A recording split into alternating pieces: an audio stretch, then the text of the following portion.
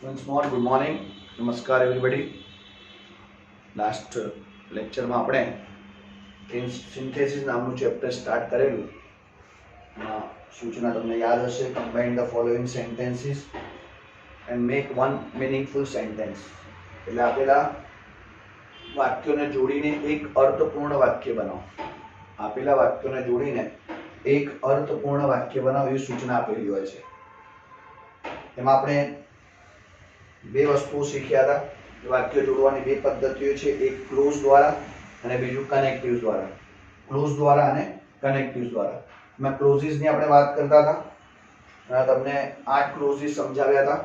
એમાં 7 WH હતા અને 1 ધેટ હતું. 7 માંથી 2 WH આપણે શીખ્યા કેવી રીતે ઉપયોગમાં આવે. એ બી થોડું રિવાઇઝ કરી લઈએ અડધી મિનિટમાં. તમને મેં નિયમમાં એવું લખાયું હતું કે હી કે શીની જગ્યાએ આપણે હું મૂકીને બે વાક્યો જોડવાના અને ધેની જગ્યાએ હું મૂકીને બે વાક્યો જોડવાના. આજે આપણે ત્રીજું ક્લોઝ જોઈશું, યુઝ ઓફ which. which નો સામાન્ય મીનિંગ થાય કયા, કયું, કયો અને કઈ. આ એક સામાન્ય મીનિંગ છે which નો. કયા, કયું, કયો અને કઈ. હવે which ના આમ તો બે ત્રણ ઉપયોગો થાય છે. આપણે જેમાં જે સંદર્ભમાં ઉપયોગ કરવાનો છે પહેલા આપણે એ સમજીશું. દાખલા તરીકે આવું બી હોય છે, which boy, which girl, which student, which man, which woman. આવું બી કહેવાય છે. એટલે which જોડે કોઈ પણ વ્યક્તિ લક્ષી નામ પણ હોઈ શકે. આપણે એવું યાદ રાખીશું કે which જે છે એ પ્રાણી, પક્ષી કે નિર્જીવ વસ્તુ માટે ઉપયોગમાં લેવાતો એક ક્લોઝ છે. which નો ઉપયોગ થાય છે પ્રાણી, પક્ષી કે નિર્જીવ વસ્તુ માટે.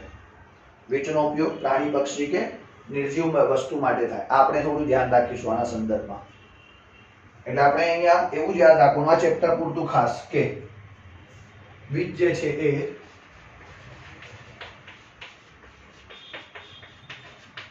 પ્રાણી, પક્ષી અને નિર્જીવ વસ્તુ માટે વપરાય છે. હવે અત્યારે આપણે એવું શીખ્યા હી કે સી ની જગ્યાએ હું આવે અને તેની જગ્યાએ હુમ આવે. એટલે એક વચનમાં હું, હી કે સી એટલે એક વચન, એટલે એક વચનમાં હું. અને હી કે સી શું છે, ત્રીજો પુરુષ એક વચન, તો એના માટે હું. અને જે ત્રીજો પુરુષ બહુવચન, એના માટે એટલે એક વચન માટે હી હું આવે અને બહુવચન માટે વાક્યમાં હુમ નો ઉપયોગ થાય.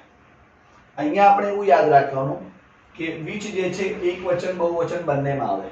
બરાબર સમજજો કેમ. આ હી કે સી જોડે આપણે ત્રીજો પુરુષ શીખીએ છીએ ઇટ. હી છોકરા માટે આવે, સી છોકરી માટે આવે, ઇટ જે છે નાન્યતર જાતિ માટે, એટલે કોઈ બી પ્રાણી, પક્ષી કે નિર્જીવ વસ્તુ માટે આવે. એટલે એક વચનમાં ઈટ આવે અને આ ત્રણેયનું બહુવચન દે થાય છે. આ ત્રણેયનું બહુવચન શું થાય? દે. ઈટનું બહુવચન પણ દે, હીનું બહુવચન પણ દે અને સીનું બહુવચન પણ દે. એટલે આ જે હી સી છે એનું બહુવચન પણ દે થાય અને ઈટનું બહુવચન પણ દે. બરાબર. એટલે ઇન શોર્ટ એવું યાદ રાખવાનું કે આ which નો ઉપયોગ આપણે એક વચન બહુવચન બંનેમાં કરવાનું છે. બરાબર સમજજો. એટલે પહેલી વાત કે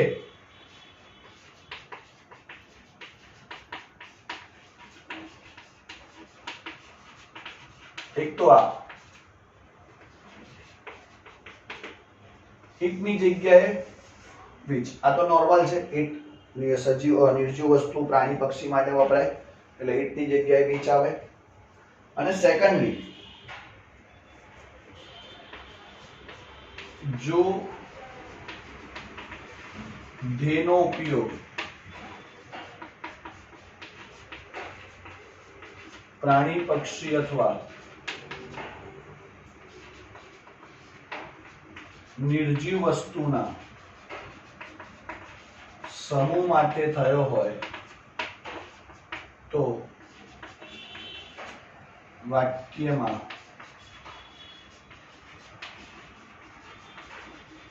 ધેની જગ્યાએ which મૂકવાનું. प्राणी पक्षी के निर्जीव वस्तु माटे पण एना समूह माटे एक वचन में ईट, एक वचन में ईट અને એક પ્રાણી પક્ષી નિર્જીવ વસ્તુમાં બહુવચનમાં ધે આવે. It is a tiger. અને ઘણા બધા ટાઈગર્સ ની વાત કરો, ધે આર ટાઈગર્સ, તો ધે બહુવચનમાં આવે. એટલે ઇન શોર્ટ એવું યાદ રાખીશું ટૂંકમાં, ઇટ ની જગ્યાએ નીચ આવે અને જ્યાં ધે પ્રાણી પક્ષી કે નિર્જીવ વસ્તુ માટે વપરાયું હોય ત્યાં એની જગ્યાએ નીચ આવે. ઉદાહરણ લઈએ, જુઓ. For example, look at the tiger. It is searching the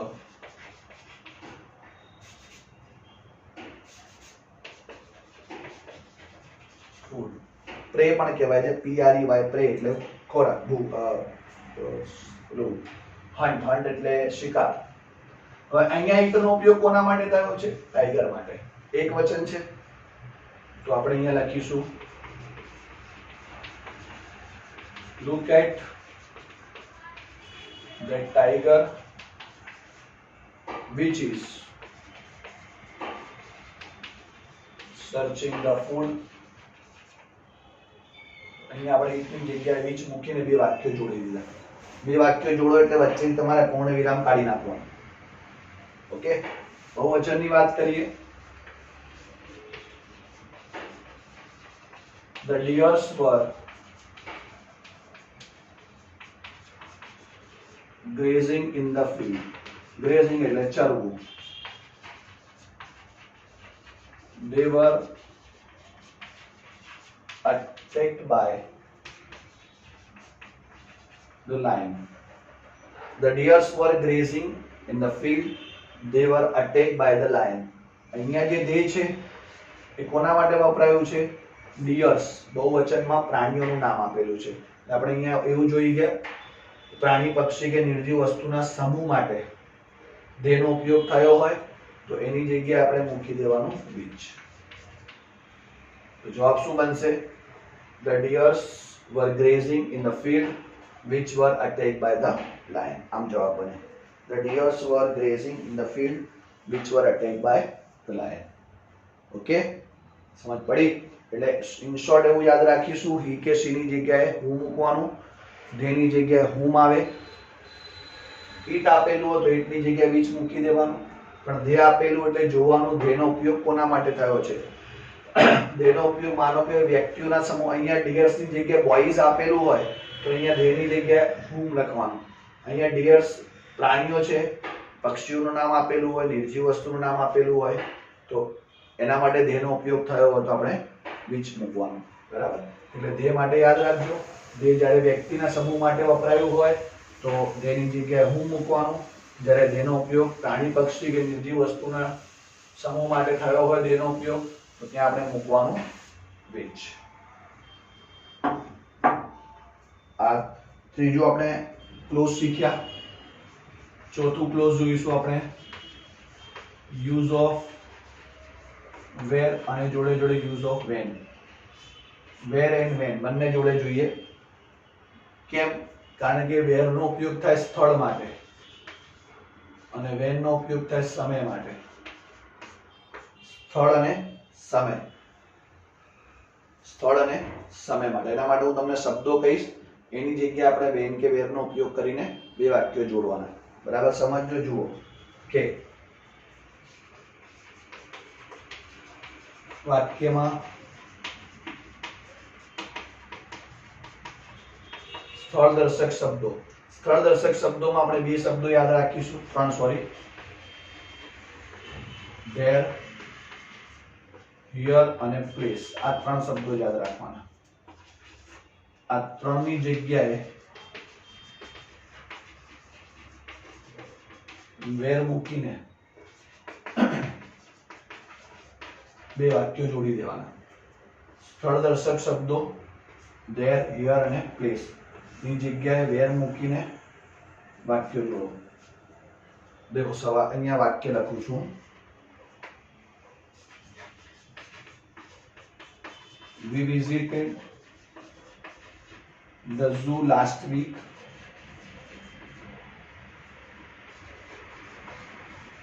We saw many animals there. We visited the zoo last week. We saw many animals there. તો આ there ની જગ્યાએ where મૂકવાનું, પણ અહીંયા છેલ્લે નહીં મૂકવાનું, વચ્ચે મૂકવાનું. આ રીતે જુઓ. We visited the zoo last week.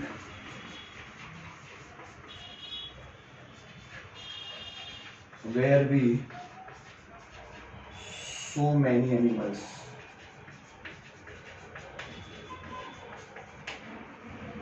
We visited the zoo last week. અને there ની જગ્યાએ where, પણ વાક્ય જોડવાની વાત છે એટલે બે વાક્યોની વચ્ચે મૂકવાનું આવે, એટલે આપણે where બે વાક્યોની વચ્ચે મૂકવાનું. Where we saw many animals. બીજું એક્ઝામ્પલ લઈએ.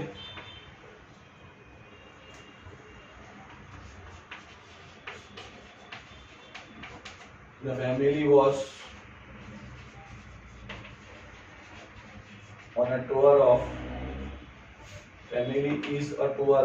on a tour of Agra.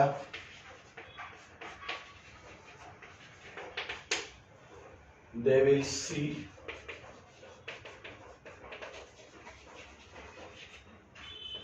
the Taj Mahal here. The family is on a tour of Agra. They will, અહીંયા દેની જગ્યાએ હું પણ મૂકી શકાય. હમણાં અગાઉ શીખ્યા પ્રમાણે, કારણ કે દેનો ઉપયોગ વ્યક્તિનો સમૂહ માટે થયો છે. આપણે જવાબ એ રીતે બનાવીશું. The family is on a tour of Agra, અને here ની જગ્યાએ where they will see the Taj Mahal. અહીંયા here ની જગ્યાએ where. તો આ ત્રણ શબ્દો યાદ રાખશો, there, here અને place ની જગ્યાએ આપણે મૂકવાનું where. એવી રીતે વાક્યમાં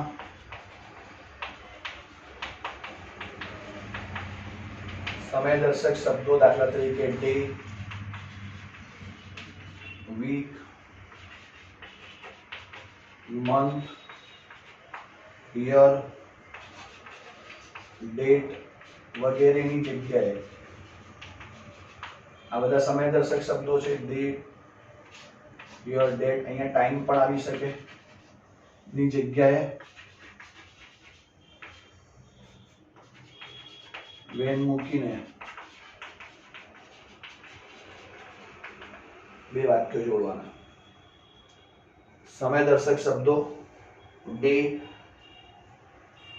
ડે હોય, વીક હોય, મંથ હોય, યર હોય, ડેટ વર્ડ આપેલું હોય, એની જગ્યાએ વેન મૂકવાનો. એક એક્ઝામ્પલ લઈએ. The old man could not tell the year he was born. The old man could not tell the year. તો year ની જગ્યાએ man લખી દો. The old man could not tell when he was born. અને year રહેવા દેશો, એના પછી when લખશો તો બી ચાલશે, પણ આપણે એક સરખો નિયમ રાખીએ કે ભાઈ year ની જગ્યાએ when મૂકવાનું છે. The old man could not tell when he was born. એટલે વાક્ય જોડાઈ જશે. અહીંને સ્મોલ લેટરમાં કરી દેવાનું. Next one.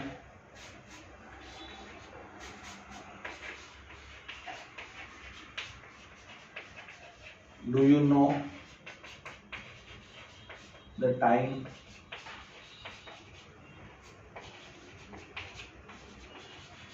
the train arrives?